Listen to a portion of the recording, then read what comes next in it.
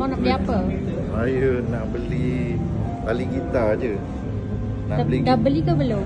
Belum, nak beli gitar. Tapi gitar mahal, beli tali je lah dulu. Kan?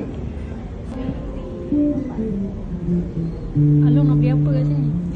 Saya beli kamera punya bateri ni. Dah beli ke belum? Ada personal shopper. Ni dia. Oh, dah beli dah? Okey. Berbalik lah. Beli tiket ke? Dia orang mesti lah. Bi nak beli apa?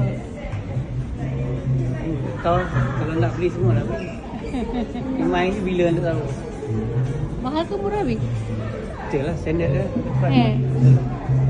Dia brand bagus brand. Oh.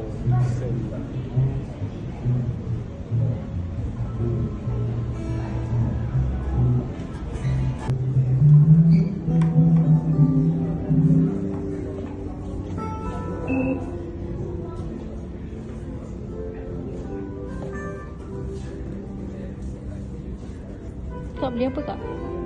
I nak cari keyboard sebab you tahulah konsert sekarang ni tiap hari.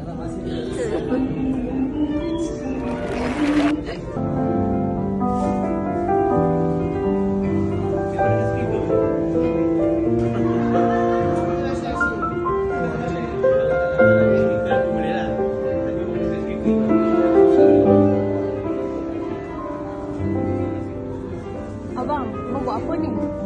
Nak beli satu ke? Boleh. Ha? $10 lah. Berapa pound? Sebenarnya lagi murah lah. Sebenarnya murah tapi pasal dari Singapura.